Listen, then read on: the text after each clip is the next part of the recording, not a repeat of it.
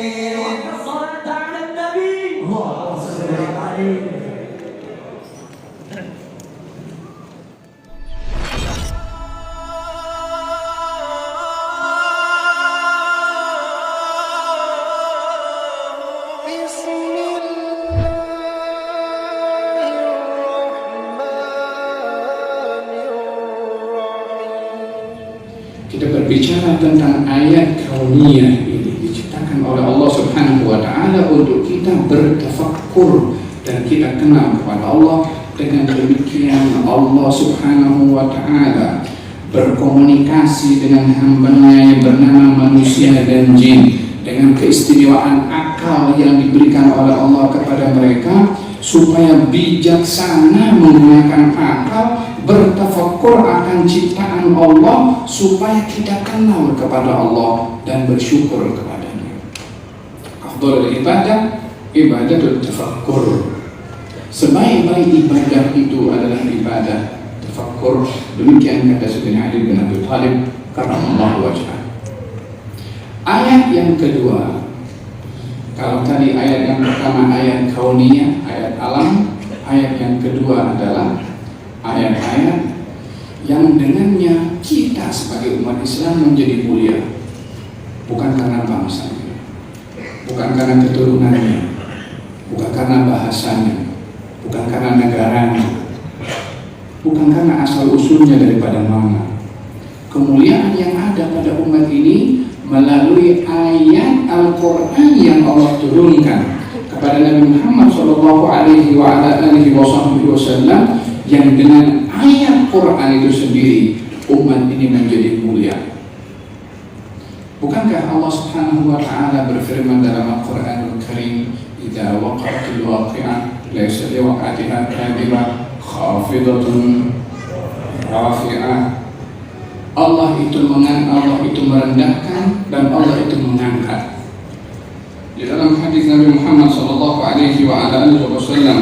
ketika menerangkan daripada maksud menjatuhkan, merendahkan dan mengangkat, innallaha la yarfa'u bihadzal Qur'an aqwaman wa yadh'u bihi akharin. Allah akan mengangkat dengan Al-Quran satu kaum, dan Allah juga akan menjatuhkan dengan Al-Quran kaum yang lainnya. Ukuran kemuliaan yang ada pada manusia adalah disikapi muamalahnya dengan Al-Quranul Karim. Dan itu yang menjadi sebab kenapa Nabi dimuliakan oleh Allah, disanjung oleh Allah Subhanahu wa Ta'ala, karena Nabi itu dididik oleh Allah dengan Al-Quran. Dan Nabi mendidik umat ini bukan hanya di zamannya, bukan hanya sahabat Nabi, bukan hanya ahli keluarga Nabi, bukan hanya orang yang hidup sezaman dengan Nabi. Nabi dibekalkan oleh Allah panduan untuk membimbing umat itu berkekalan sampai akhir zaman. Walaupun nabinya sudah tiada, pedomannya ada, konsepnya ada, kurikulumnya ada, silabusnya ada. Oleh sebab itu Nabi meninggalkan kepada umat ini peninggalan yang boleh membangkitkan umat ini kepada izzahnya, seperti mana dahulu kaum muslimin menjadi izzah dengan Al-Quran. Rasulullah pada saat beliau kalah dalam perang Uhud, bagaimana menyikapi kepada orang yang bersalah, diperintahkan lemah lembut, diperintahkan tidak kasar dalam tutur kata, tidak keras hati, wa'fu anhum, maafkan mereka yang bersalah. Wastaghfir lahum, mintakan ampun kepada Allah kepada orang yang bersalah. Musyawirhum bil amri, ajaklah mereka juga bermusyawarah. Jangan kamu kapok kata orang untuk bermusyawarah dengan orang yang pernah berbuat salah. Kesalahan itu hal yang wajar. Yang tidak wajar kalau orang tidak bersalah. Kesalahan itu wajar. Yang tidak wajar orang yang tidak mau ngaku salah. Kesalahan itu wajar. Yang sangat tidak wajar kalau orang mengaku betul walaupun salah. Yani kalau orang tidak mengaku salah, dia mungkin tak mengaku betul. Tapi kalau orang mengaku betul pada saat dia salah, big problem. Apalagi yang boleh dilakukan oleh seseorang yang dia bersikap betul dalam keadaan jelas melakukan kesalahan, itu adalah perangainya iblis. Tahukah apa yang dilakukan oleh iblis ketika dia tidak mau taat kepada perintahnya Allah Subhanahu wa Ta'ala untuk sujud kepada Nabi Adam? Katanya dia cari alasan dulu. Khalaqtani min nar wa khalaqtahu min tin. Kau ciptakan aku daripada api, kau ciptakan dia daripada tanah. Kau memberitahukan api lebih baik daripada tanah. Untuk apa? Dia sujud kepada makhluk dicipta daripada tanah. Dia lihat kepada siapa. Dia tidak lihat siapa yang suruh dia sujud. Dia lihat ini Adam. Kenapa saya mesti tengok kepada sujud kepada dia? Yang suruh dia sujud itu siapa?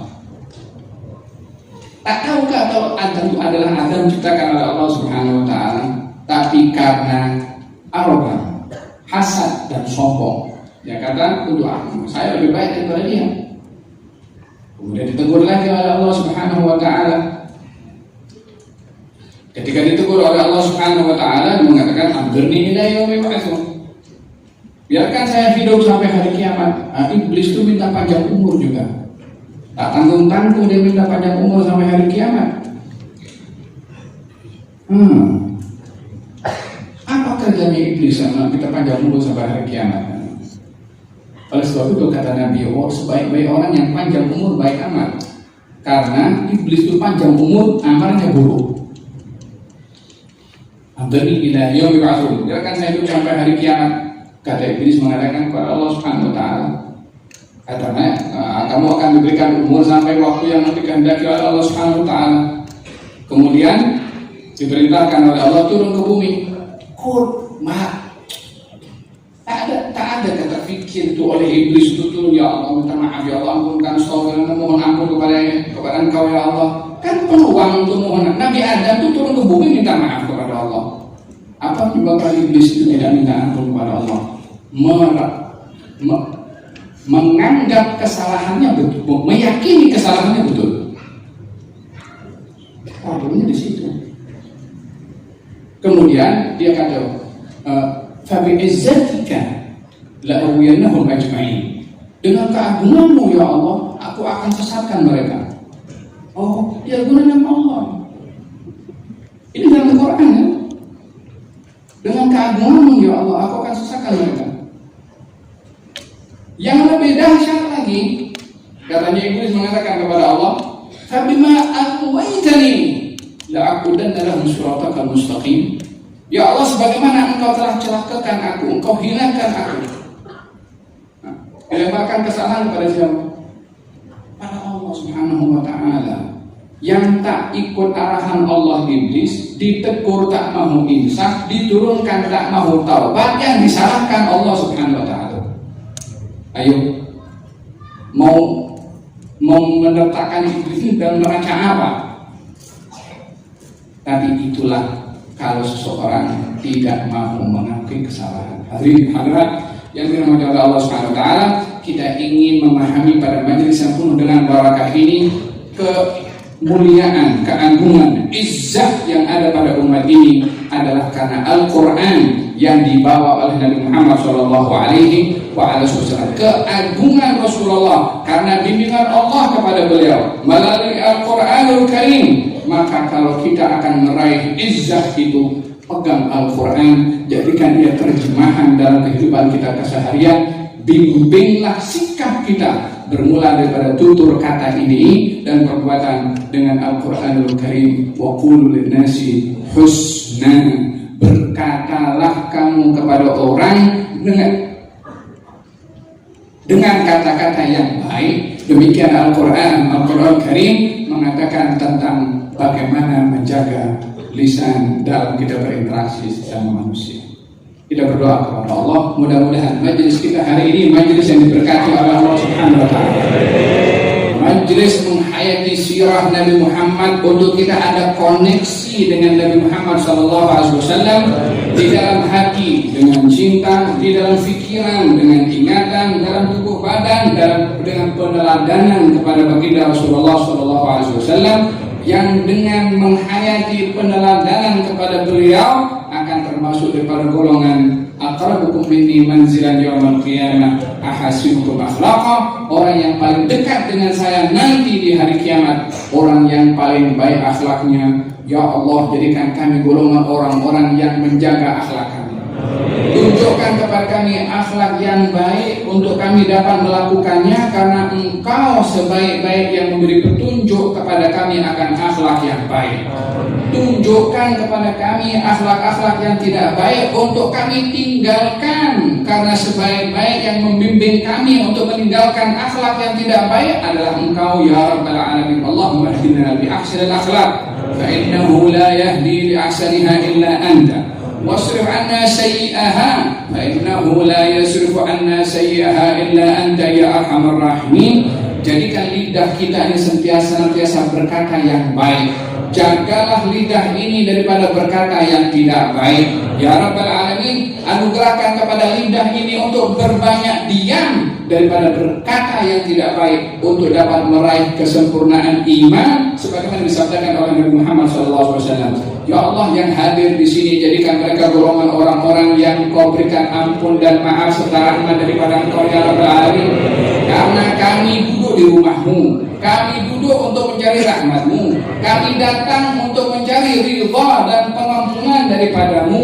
Ya Allah, ini adalah permintaan kami dan hanya Engkau yang boleh memberi. Tak ada siapa di langit di bumi untuk boleh memberikan rahmat kecuali Engkau. Tidak ada yang dapat memberikan ampun kecuali Engkau. Tidak ada yang dapat memberikan sakinah kecuali Engkau. Dan tidak ada siapapun yang boleh memberikan apa saja permintaan kami akan kebaikan dunia dan akhirat kecuali Engkau ya Rabbal Alamin. Ini tangan kami tadahkan kepada Engkau. Janganlah Engkau kembalikan kedua tangan ini dalam keadaan kosong, karena bukan sifatmu untuk mengembalikan tangan orang yang menadahkan tangan kepadamu dengan kosong ya Rabbal Alamin. Demikian husnuzan daripada kami dan keyakinan kami kepada Engkau. Engkau beri nama akan Zat-Mu yang maha agung, yang maha mengabulkan doa. Maka kami merayu, kami mengemis dengan nama-Mu yang maha mengabulkan doa, untuk Engkau perkenan segala permintaan dan doa kami.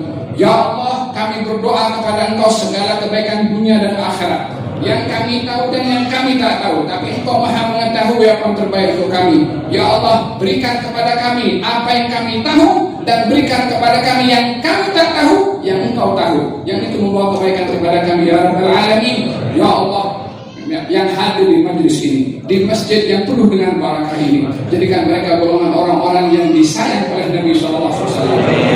Kita semua ya Allah mengaku sayang kepada Nabi. Ya Allah, janganlah sayang ini hanya sepihak saja daripada kami. Alangkah ruginya kalau kami hanya sayang kalau tidak dibalas dengan sayang. Alangkah hinanya kami kalau mendakwa cinta kepada Nabi kalau tidak dibalas cintanya oleh Nabi SAW. Ya Rabbal Alamin, ya Allah, ini permintaan kami.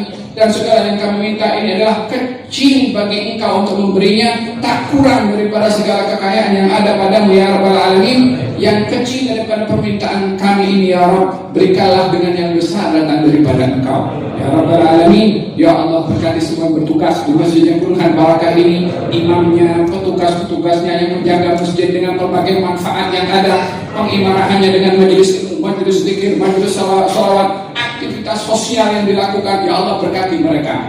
Mereka berkhidmat di rumah-Mu, berkati kehidupan mereka di rumah masing-masing ya Rabbal Alamin. Berkati rumah mereka di barzakh, berkati rumah mereka di akhirat nanti ya Rabbal Alamin. Kumpulkan kami semua bersama dengan mereka di bawah payungnya Nabi Muhammad sallallahu alaihi wasallam. Ya Arhamar Rahimin, Ya Arhamar Rahimin, Ya Arhamar Rahimin. Sallallahu alaihi Muhammad wa ala alihi wasallam. Alhamdulillah rabbil alamin.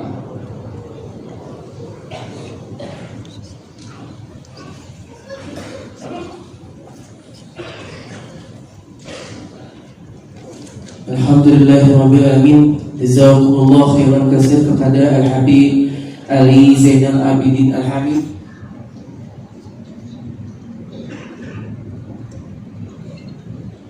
Assalamualaikum warahmatullahi wabarakatuh. Waalaikumsalam warahmatullahi wabarakatuh.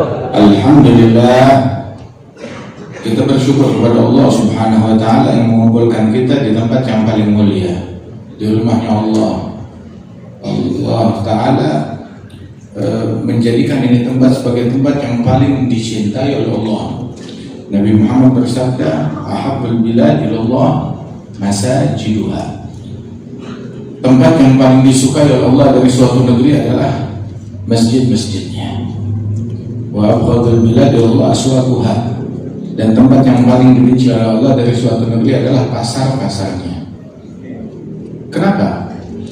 Sebab ketika di masjid menjadi tempat yang paling disukai oleh Allah, karena di situ ada orang-orang yang disukai oleh Allah, yang mengerjakan hal-hal yang disukai oleh Allah. Ketika mereka mengamalkan amalan yang disukai oleh Allah, jadilah orang itu orang-orang yang dicintai oleh Allah, hatta uhibbah. Dan keberadaan mereka, kemanapun mereka pergi, tempat yang mereka pijak menjadi tempat yang disukai oleh Allah Subhanahu wa taala. Itu makna ahabbul bilad ilallah masajiduha. Tempat yang paling disukai oleh Allah dari suatu negeri, masjid-masjidnya.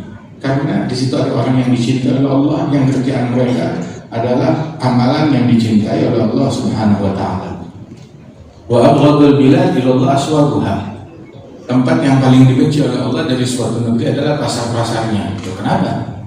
Sebab di situ ada orang-orang yang mereka menjadi orang-orang yang dibenci, dimurkai oleh Allah karena melakukan perbuatan yang dimurkai oleh Allah Subhanahu wa taala.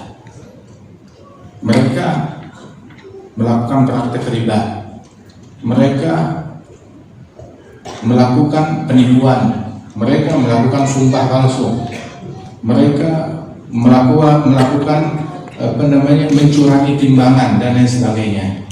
Ketika mereka melakukan perbuatan yang tidak baik di pasar, mulai dari transaksi yang terlarang, ataupun pandangan yang diharamkan oleh Allah Ta'ala, ataupun kebohongan, berbohong dalam menjual, ataupun bersumpah. Ada orang kalau ada sesuatu, wallahi, demi Allah, mau dagang aja tuh, mau yang didagangin cuma es, tapi pakai sumpah. Yang didagangin kopi, tapi pakai sumpah.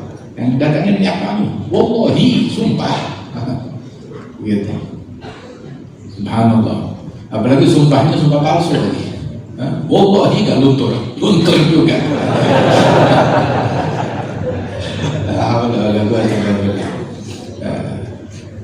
Kemudian juga ketika itu dilakukan, berubahlah orang yang melakukannya menjadi orang yang dibenci oleh Allah, sehingga tempat-tempat yang dilakukan maksiat menjadi tempat yang dimurkai, yang dibenci oleh Allah Subhanahu wa taala. Jadi kita kumpul di tempat yang paling disukai oleh Allah. Insya Allah bersama orang-orang yang dicintai oleh Allah Ta'ala. Dan yang kita kerjakan kerjaan yang dicintai oleh Allah Ta'ala. Kita berzikir, kita bersolawat, kita sholat jamaah, maghrib berjamaah, isya berjamaah. Masya Allah. Itu Katanya itu diantara bentuk minimal memakmurkan malam, minimal dia mulai maghrib jamaah, isya jamaah, subuh jamaah. Itu minimal. Kalau disempurnakan nanti sebelum subuh, walaupun 15 menit sebelum subuh udah di atas sejadah, maka lebih sempurna lagi dia mulainya dia. Nah, dikatakan kita ini melakukan amalan yang disukai oleh Allah Ta'ala, dan kita menyebut, mengenang, merayakan turut bergembira dengan kelahiran makhluk yang paling dicintai oleh Allah Ta'ala, namanya Nabi Muhammad SAW. Perayaan Maulid, apa sih perayaan Maulid? Dengan kita mumpung masih di awal-awal bulan Rabiul Awal, orang banyak merayakan Maulid. Apa sih merayakan Maulid? Asal tahu aja, almar'u aduun majahil. Orang itu memusuhi hal-hal yang dia tidak kenal, yang dia nggak tahu. Kadang yang dimusuhi cuma istilahnya doang, karena para maulid dengan suatu istilah, hingga kalau didengar kata istilah tersebut yang dia tidak pahami apa istilahnya, itu bid'ah, itu syirik, itu sesat. Emang apa sih itu? Merayakan Maulid. Apa sih merayakan Maulid? Merayakan Maulid adalah mengungkapkan kegembiraan atas kelahiran Nabi Muhammad. Nabi lahir, itu kira nggak? Gembira. Masalahnya kalau ada orang Islam nggak senang Nabi lahir, nah lu bagaimana masuk Islamnya? Nggak kebayang kan? Saya gembira dengan Nabi Muhammad, boleh semua gembira, mengungkapkan kegembiraan. Nah itu yang menjadi permasalahan yang dipermasalahkan oleh orang. Secara akal, kalau ada kita punya anak, lahir anak kita boleh bergembira, boleh mengungkapkan kegembiraan atas kelahiran anak kita dengan senyum, ya, atau dengan tertawa, atau dengan alhamdulillah, begitu bersukacita, boleh nggak? Jangankan anak yang lahir, kucing lahir lagi itu boleh mengungkapkan kegembiraan. Ayam bertelur boleh, kambing beranak boleh, begitu, apalagi anak kita yang lahir. Maka bagaimana halnya kalau yang lahir adalah Nabi Muhammad SAW? Kenapa nggak boleh bergembira? Kalau kambing lahiran boleh, kucing lahiran boleh bergembira, ayam bertelur boleh bergembira, begitu. Tapi kalau Nabi yang lahir nggak boleh bergembira. Gembira dengan lahirnya Nabi itu bid'ah. Kamu gembira dengan lahirnya kucing boleh, lahirnya Nabi nggak boleh. Makanya kan kalau dipikir-pikir sakit jiwa. Wah, kalau dia sendiri juga kalau dia cuti, oh iya kayaknya saya kurang waras. Itu kasih nomor telepon istiadat lah. Agaklah gembira. Kegembiraan itu, kegembiraan dengan ketaatan adalah hal yang baik. Gembira, bersukacita dengan Nabi Muhammad adalah sebuah yang baik. Qul bi fadlillahi wa bi rahmatihi fa bidzalika falyafrahu. Katakanlah, hendaknya kalian bergembiralah kalian dengan anugerah Allah, dengan rahmat Allah. Falyafrahu, bergembiralah dengan anugerah dan rahmat. Rahmat Allah yang paling gede siapa? Nabi Muhammad. Beliau bilang, innama ana rahmatun muhdaah. Aku rahmat yang dihadiahkan buat kalian. Itu sejarah. Intinya itu Nabi itu, tentang Nabi itu udah berkesan di hati semua orang. Sahabat Rasulullah SAW. Ini kita bulan Maulid, ayo bawain dong Nabi ke rumah kita. Bawain Nabi ke rumah kita. Bawa Nabi Muhammad ke rumah kita. Bawa sifatnya, bawa akhlaknya, bawa sunnahnya, bawa perangainya. Begitu bawa sebutan Nabi Muhammad. Masa orang rumah kita nggak tahu Nabi kayak gimana? Dia bisa tahu riwayat hidup pemain bola. Dia bisa tahu riwayat calon presiden. Ya kan? Riwayat Nabi Muhammad dia nggak tahu. Dia nggak tahu. Tahu nggak? Itu ditanya di kuburan kita. Itu di kuburan Bukhari. Orang masuk kubur ditunjukin gambar. Ma taqul fi hadzal rajul.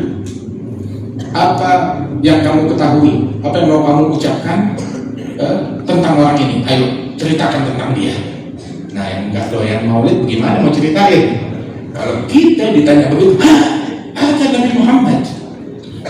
Mau tahu saya ngomong apa? Karena khuluqul Quran, wasyimatul ghufran, yanfa'u lil insan, yafsahu fil ihsan, ya'fu 'anil dhanbi idza kana fi haqqihi Fasababi idza du'a ahadullah lam yakum ahadun lighadabi man ra'ahu badihatan haba idza da'ahu miskin ajaba yaqulu al-haqqa walau kana murra wa la yudhillu muslimin ghishyan wala dhurra. Yang enggak boleh murid ngomong apa? Ngomong apa? Alhamdulillah, masya Allah, Allah Ta'ala kumpulkan kita dalam cinta. Mudah-mudahan sebagaimana Allah Ta'ala hidupkan kita dalam cinta, dimatikan kita dalam cinta. Ini malam kita beruntung, masya Allah, ada Habib Ali Zainal Abidin Al-Hamid hadir di tengah-tengah kita setelah perjalanan beliau beberapa hari yang lalu. Perasaan saya di tempatnya beliau di daerah Murtabba di Malaysia, di Setiawangsa, di tempatnya beliau. Kemudian kita melanjutkan perjalanan ke Kedah. Alhamdulillah ini malam bisa berkumpul lagi dengan beliau di sini di Masjid Raya Bintaro Jaya. Alhamdulillah, masjid itu sisa ala taqwa. Insya Allah diisi oleh orang-orang yang bertakwa. Dan tidak ada seorang pun yang keluar dari masjid ini melainkan bertambah takwa kepada Allah Subhanahu wa Ta'ala. Insya Allah ditambah kecintaan kita kepada Nabi Muhammad, diperkuat hubungan kita dengan Nabi Muhammad, dan Allah Ta'ala insya Allah dengan berkat Nabi Muhammad dijauhkan kita dari bala, dari sifat yang buruk, dari penyakit badan dan penyakit hati. Dan Allah Subhanahu wa Ta'ala insya Allah menjadikan kita umat yang membanggakan Rasulullah sallallahu alaihi wasallam. Allahumma adkhilna ma'al jannah fa innahu awwalu man yadkhuluha wa anzilna ma'ahum fi qusuriha fa innahu awwalu man yanziluha warhamna yawma yash'alul khalaiqi fatarhamuha. Allahumma arzuqna ziyaratahu fi kulli sana ولا تجعلنا من الغافلين عنك ولا عنه قدر سنة. اللهم لا تجعل أحد في مجلسنا اللهم لا تجعل في مجلسنا هذا أحدا إلا غسلت بماء توبتي ذنوبه وسترت بماء المغفرة عيوبه. اللهم أنه كان معنا في السنة الماضية يا إخوان منعهم القضاء عن الوصول إلى مثلها فلا تحرمهم ثواب هذه الساعة وفضلها. اللهم ارحمنا إذا سرنا من أصحاب القبور. اللهم ارحمنا إذا سرنا من أصحاب القبور. وفقنا لعمل صالح يبقى سناه على ممال الدهور. اللهم اجعلنا لآلائك ذاكرين ولنعمائك شاكرين واليوم لقائك من الذاكرين. أحينا بطاعتك مشغولين. إذا توفيتنا توفنا غير مفتونين ولا مخذولين. واختم لنا منك بخير أجمعين. صل وسلم على هذا الحبيب المحبوب للأجسام والأرواح والقلوب وعلى آله وصحبه ومن إليه منسوب. وآخر دعوانا أن الحمد لله رب العالمين. بسر الفاتحة.